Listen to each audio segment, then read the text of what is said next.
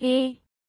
မြန်မာပြည်ကကားချစ်သူညီအကိုမောင်နှမများအားလုံးပဲမင်္ဂလာပါကျွန်တော်တို့ရဲ့ channel ကနေပြန်လဲကြိုဆိုလိုက်ပါတယ်ဒီနေ့တော့ကျွန်တော်တို့အားလုံးရဲ့အိမ်မက်ထဲကကားတစ်စီးအကြောင်းပြောပြပေးသွားမှာပါမြန်မာပြည်လမ်းတွေပေါ်မှာတော့မြင်ရဖို့ခက်ခဲလွန်းတယ်လို့ပြောရမယ့်ကားပေါ့ဒါပေမဲ့ကားသမားတိုင်းတိကိုတီထားတဲ့ကားတစ်စီးပါပဲအဲ့ဒါကတော့ဆွီဒင်နိုင်ငံထုတ်အမြန်ဆုံး hypercar တွေကိုဖန်တီးနေတဲ့ Koenigsegg ရဲ့ Camera ဆိုတဲ့ model ပဲဖြစ်ပါတယ်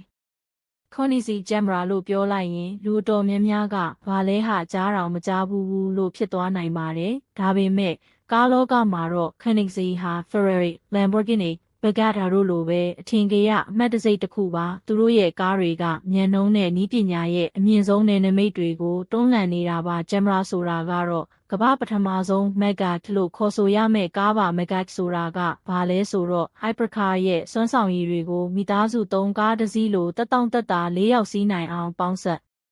ထားတဲ့ကားမျိုးကိုပြောတာပါ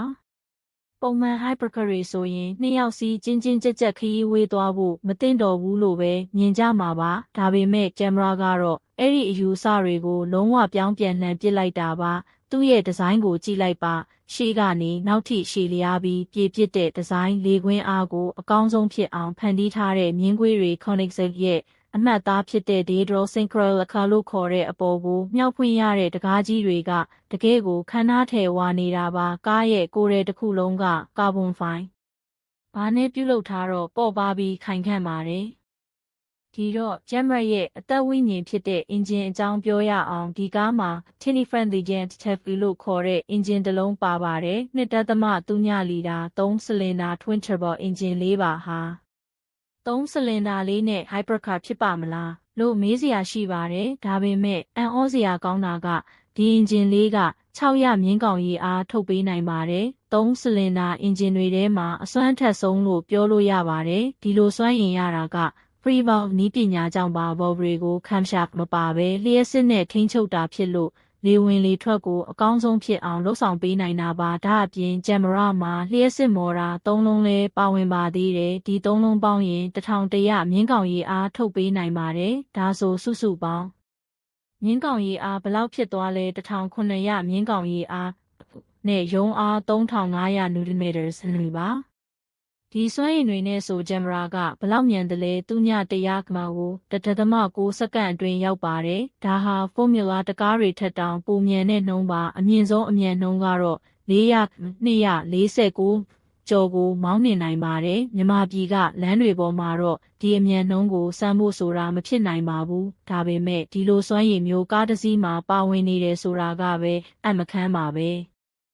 အတွင်းခန်းကိုကြည့်ရအောင် Hypercar လို့ဆိုပေမဲ့အတွင်းခန်းကတကယ့်ကိုကျယ်ဝန်းပြီးတက်တောင့်တက်တာရှိပါတယ်၄ယောက်စီးနိုင်အောင်ဖန်တီးထားပြီးရှေ့ရောနောက်ရောထိုင်ကုန်တွေကအပြည့်အဝချိန်ညှိနိုင်ပါတယ်ကားထဲမှာ cup holders ခွက်ချစရာ8ခုတောင်ပါတာကြောင့်ခရီးဝေးသွားတဲ့အခါအသုံးဝင်ပါတယ် infotainment စနစ်တွေ wireless charger တွေ with hotspot တွေအထိပါဝင်ပါတယ်နောက်ဖုန်းထဲမှာဆိုခရီးဆောင်အိတ်3လုံးလောက်ထည့်လို့ရတဲ့နေရာလဲပါသေးတယ်တကယ့်ကို luxury ဆန်ပြီး practical ဖြစ်တဲ့ကားတဲ့စီးပါပဲနည်းပညာပိုင်းမှာလဲ Camera ဟာခေတ်ရှေ့ပြေးနေပါတယ် all wheel drive ဘီးလေးဘီးလုံးကို engine ကစွမ်းအင်ပေးခြင်းနဲ့ all wheel steering ဘီးလေးဘီးလုံးကိုလှည့်နိုင်ခြင်းစနစ်တွေပါဝင်တာကြောင့်ကားကိုထိန်းချုပ်ရတာပိုမိုလွယ်ကူပြီးတည်ငြိမ်ပါတယ် Koenigsegg Direct Drive ဖြစ်ဆိုတဲ့ gearbox မပါဘဲ engine ကနေဘီးတွေကိုဓာတ်ရိုက်စွမ်းအင်ပေးတဲ့စနစ်ကြောင့်လဲအင်မတန်ထိရောက်တဲ့စွမ်းဆောင်ရည်ကိုရရှိစေတာပါဒီလိုကားမျိုးကိုမြန်မာပြည်မှာဝယ်နိုင်တဲ့သူဘယ်နှယောက်များရှိပါမလဲ Camera ကိုအစီးရေ300ပဲကဘာတဝန်းမှာထုတ်လုပ်မှာပါဈေးနှုန်းကတော့ဒေါ်လာ1.8 သန်းမြန်မာငွေ358,000ဝန်းကျင်ကနေစတင်ပါတယ်ဒီဈေးနှုန်းကမြန်မာပြည်မှာဆိုရင်တိုက်ကြီးတစ်လုံးဒါမှမဟုတ်တိုက်ခန်းပေါင်းများစွာဝယ်လို့ရတဲ့ဈေးနှုန်းပါဒါပေမဲ့ကားချစ်သူတွေအတွက်တော့ဒီလိုကားမျိုးကိုမြင်ရရုံနဲ့တင်ရင်ခုန်စရာကောင်းပါတယ်Koenigsegg Camera ဟာကမ္ဘာမော်ဒယ်ကားသမိုင်းမှာမှတ်တိုင်တစ်ခုကိုစိုက်ထူလိုက်တာပါ Hypercar ဆိုတာမြန်ယုံပဲမဟုတ်ဘူးမိသားစုနဲ့အတူတက်တောင့်တက်တာခရီးသွားနိုင်တယ်ဆိုတာကိုသက်သေပြလိုက်တာပါပဲနည်းပညာရဲ့အံ့ဩစရာကောင်းတဲ့တိုးတက်မှုတွေကိုဖော်ပြနေတာပါ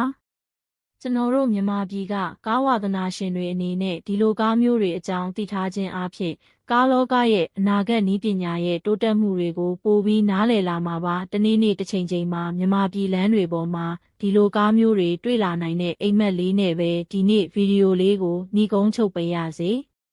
ကြည့်ရှုပေးကြတဲ့အတွက်အထူးကျေးဇူးတင်ပါတယ်နောက်ထပ်စိတ်ဝင်စားစရာဗီဒီယိုတွေနဲ့ပြန်လာခဲ့ပါမယ်ကျွန်တော်တို့ channel ကို subscribe လုပ်ဖို့နဲ့ bell icon လေးကိုနှိပ်ထားဖို့မမေ့ပါနဲ့နော်အားလုံးပဲပျော်ရွှင်ချမ်းမြေ့ကြပါစေ